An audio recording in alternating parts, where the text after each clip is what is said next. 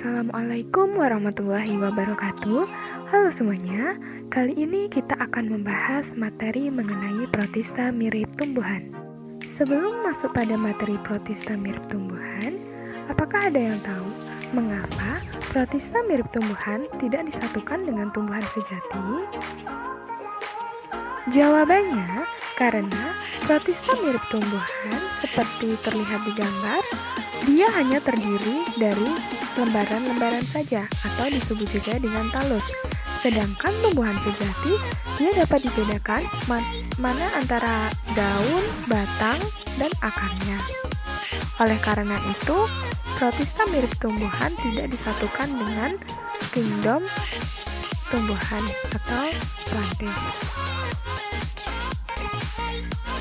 Adapun ciri-ciri dari protista mirip tumbuhan itu sendiri yaitu yang pertama, mempunyai dinding sel dan kloroplas.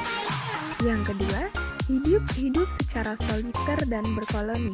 Jadi, protista mirip tumbuhan atau yang sering disebut alga ini ada yang hidup secara sendiri-sendiri atau soliter dan ada yang hidupnya secara berkelompok atau berkoloni.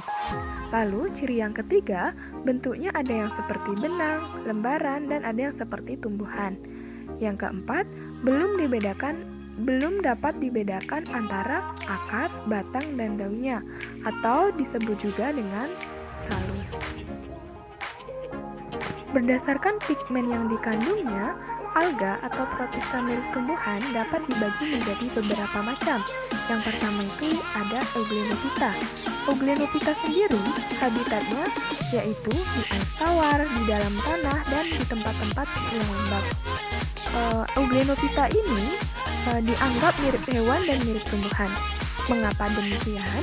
Karena Euglenophyta ini dianggap mirip hewan karena selnya tidak berdinding atau tidak mempunyai dinding sel dan bergerak bebas serta mempunyai bintik mata atau stigma. Kemudian dikatakan mirip tumbuhan karena memiliki klorofil A, B, dan karotin sehingga dapat berfotosintesis. Selanjutnya yaitu ada Pyrophyta atau alga api. Untuk ciri-cirinya yaitu memiliki fosfor yang mampu memandarkan cahaya pada kondisi yang gelap.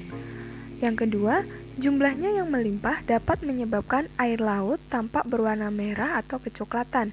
Jadi, apabila ada air laut yang berubah warna, hal tersebut disebabkan oleh Pyrophyta atau alga api.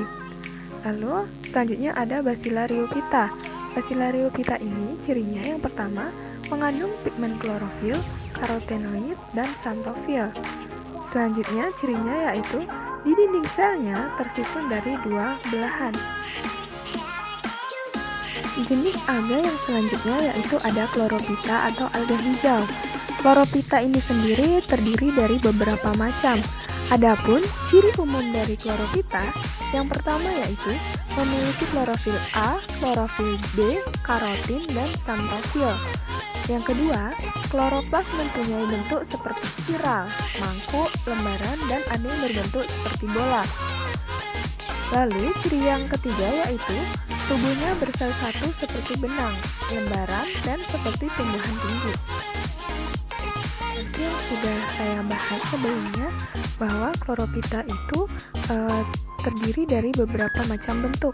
Nah, di sini dia dapat seperti yang sudah saya bahas sebelumnya bahwa Chlorophyta itu terdiri dari beberapa macam bentuk.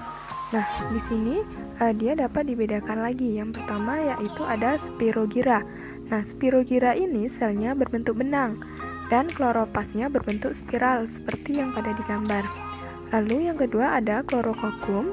Chlorococcum ini sendiri cirinya yaitu dia bersel satu, habitatnya di air tawar dan tanah yang basah, bentuk selnya bulat telur seperti pada gambar dengan kloroplas seperti mangkuk, tidak mempunyai alat gerak. Lalu yang ketiga ada Ulva. Ulva berbentuk seperti lembaran daun seperti pada gambar yang terlihat. Lalu kloroplas berbentuk seperti daun dan hidupnya menempel di dasar perairan laut dangkal. Dan yang terakhir yaitu ada Chara. Chara bentuknya